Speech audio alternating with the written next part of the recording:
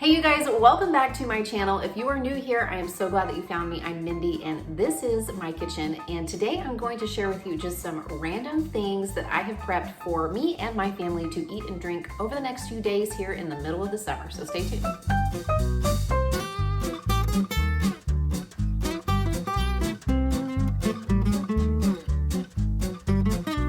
All right, you guys, honestly, there's not necessarily a theme or a specific budget or a gimmick, if you will, to this video. It is summer and things are pretty hectic. It's a good kind of busy. We're having a lot of fun, but our routine changes from week to week, if a routine even exists. So it's been a little more difficult for me to kind of get in the groove with YouTube and come up with some videos for you guys that have like a specific theme. But I also have a tendency to overthink things. So I thought I would just show you some random things that I am making for myself, for my family, things that we are eating, things that we are drinking. Maybe that will give you some inspiration and ideas, or at least be entertaining. So here we go. Okay, so I have this pineapple right here that is very much overripe. It needs to be chopped up.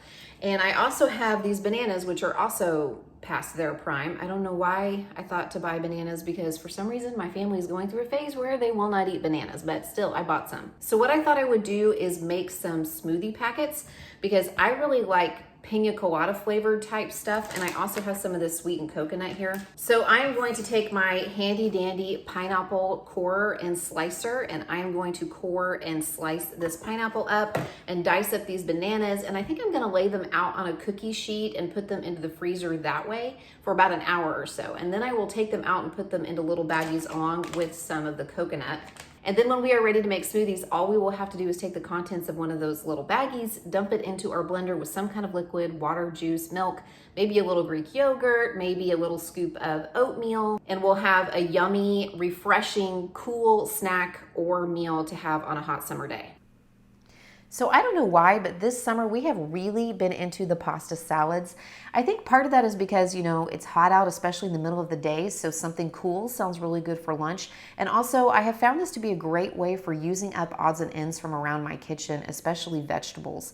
So this day I had a couple ears of corn on the cob that we had cooked on a previous night when we had grilled, so I just chopped that corn off the cob. I diced up some red onion, and I also chopped up some mini bell peppers, and I actually shaved the carrots that I'm using here. I decided to use just the carrot shaving, so I just used the peeler and shaved some little carrot pieces off of the carrots that I had in the veggie crisper.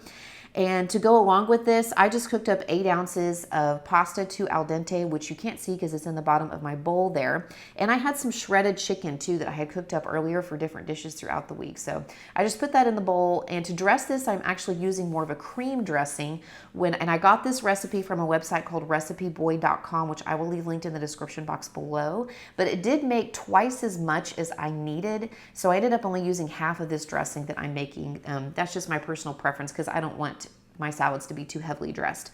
So it was 1 cup of Greek yogurt, half a cup of barbecue sauce, 2 tablespoons of mayonnaise, which I don't keep on hand, but fortunately I had 2 little packets in my pantry, and 1 tablespoon of honey. I just stirred that all together, and then I tossed the salad with it and popped it into the refrigerator. And my husband and I ate this for lunch several days throughout the week, and it was really refreshing. And like I said, a great way to use up things we had hanging out in the kitchen that needed to be used up. So occasionally my husband will come home with leftovers from the church. Sometimes they have different events where they have prepared some kind of a meal at the church, or they have meetings that are catered, and they try to make sure that they are making good use of the food that has been purchased and sending it home with people, but sometimes nobody needs it or wants it, so it comes home with us. So last night he came home with a big container of salad and about half of a big pan of pasta marinara like this. So all I am going to do, and we're gonna eat this for dinner tonight, is add to this pasta some shredded chicken. And I actually made this yesterday in the crock pot. I think I bought in my grocery haul about 4 pounds of chicken breast, 4 to 5 pounds of chicken breast. I just tossed it into my crock pot with some salt and pepper, some garlic powder, onion powder, let it cook all day, and shredded it up so that I would have it for various and sundry recipes this week. So I'm gonna add some of that shredded chicken and also some shredded mozzarella and just pop this back into the oven, and it's gonna be kind of like a chicken parm maybe situation, although this is mozzarella and not parm. And then we're just gonna have this with the salad, and one of the best parts about it is that it came with Mazio's Ranch. So that's gonna be dinner tonight. We're gonna use up these leftovers and make good use of them. And I'm just adding some things that I have on hand to sort of repurpose this dish, and it will be delicious and probably all the yummier because I really didn't have to do much cooking for this. Okay, so I am not a huge iced coffee drinker. I typically like my coffee warm. It has to get pretty hot for me to crave some iced coffee, but we're getting into the warmer days of the summer when I do like to have like an iced latte or an iced coffee. And instead of like going to Starbucks and getting a couple shots of espresso over ice or buying iced coffee like already made from the store, like in a jug, I decided I would attempt to make some coffee concentrate myself, some just cold brew coffee concentrate. All I did was put about 3/4 of a cup of ground coffee in this jar, and this is a quart jar, and then I filled it the rest of the way up with water, and I just let it sit out on my counter. You can put it in the refrigerator too. I just let it sit on the counter. It's been a little more than a day. It's been about 36 hours or so. I'm just going to strain that, and I don't have any cheesecloth, which is what they recommend, but I just have like my regular filter in here. I took the handle off and I just put a coffee filter in. So I'm just gonna strain this. I might do it more than one time, it just depends, and it should yield some really good coffee concentrate for me. And I just made this size because a lot of the recipes for the coffee concentrate are for like big, like 2 or 3 quarts of it, and I didn't think that I could use that much before it would start to just not taste very good. So I just used a 4-to-1 ratio, water to coffee, and it should yield like about 3/4 of this container, this quart jar full of coffee concentrate, so that I can make iced coffee. It is a rainy summer day today. It is only 76 degrees, so it's actually a good day to fire up the oven and do some baking and some cooking utilizing the oven. So I thought that I would prep some enchiladas for dinner, and I've also been wanting to do a little baking. I've got some bananas I want to turn into banana bread, and I don't know, we'll see what else we can throw together because we've got some different places we're going. I wouldn't mind throwing a few treats in the freezer. We'll just see what we can come up with.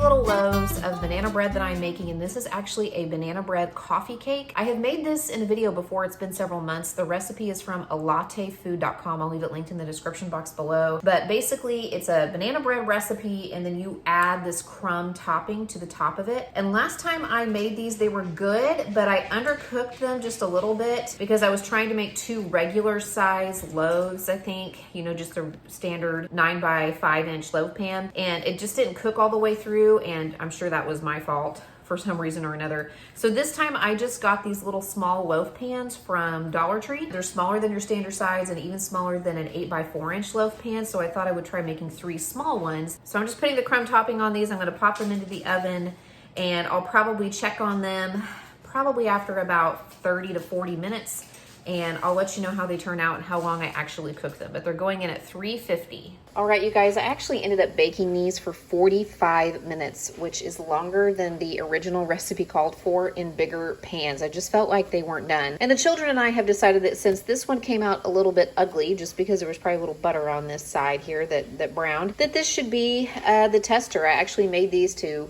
take with us or send to people. This one we feel like will just spare everybody the agony of looking at this uglier loaf by eating it ourselves. We'll take one for the team.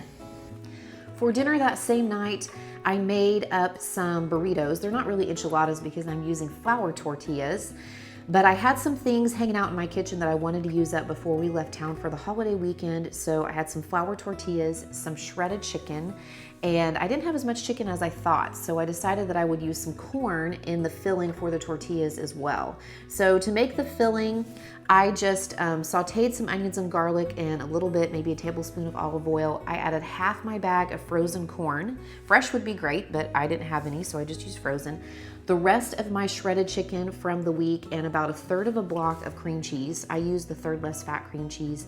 And to season mine, I used a couple of teaspoons of chicken broth base, about a tablespoon or so of taco seasoning, and about 1/4 cup of water. And I just stirred that together over medium heat, kind of let it simmer for a few minutes.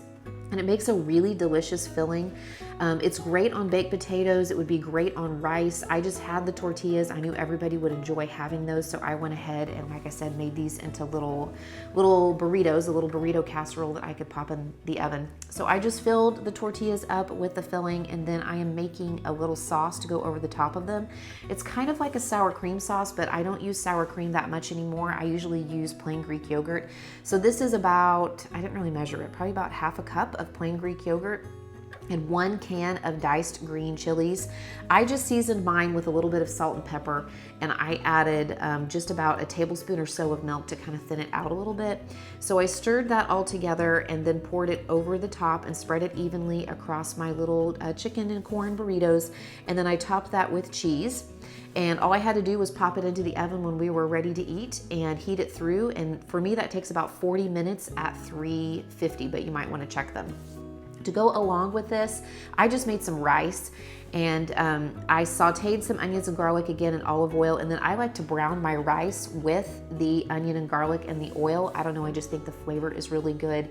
And to season this, I'm using some of this Spanish rice seasoning. I found this in my Walmart, and it was kind of over near the spice section, but they had a rack of this particular brand of spices that was all on its own. And it gives a suggestion for how to make this, and I kind of followed that suggestion, but I didn't use any tomato products. I decided just to, use the seasoning to season the rice, but not really make a true Spanish rice, because I didn't put any, tomato sauce or tomatoes in it, but you certainly could if you wanted to. So to my rice, which browned with my onions and garlic, I added really the rest of what I had of that seasoning, which was about 2 teaspoons or so, and about 1 3/4 cup of water. I'm cooking 1 cup of dry rice, and 1 3/4 cup of water works great for this. I just brought that to a boil, covered it, let it cook for 10 minutes, and turned the heat completely off. But I left the lid on for an additional 10 minutes, and then the rice steamed to finish cooking, and that always turns out really, really great for me. My rice always turns out perfect for me when I cook it that way. So here's my enchiladas finished, and we just had those with the rice, and we had some steamed broccoli in the bag, I think. I didn't get a picture of dinner, I guess just because I forgot. I was a little bit frazzled. Like I said, it's just been kind of a crazy summer, so I was dropping the ball a little bit. But I hope that just gives you some ideas, or maybe some inspiration, or was just interesting to see some of the things that I prepped for my family to eat during these summer months. And I will be sure to check in again with another video very soon. Thank you so much for watching.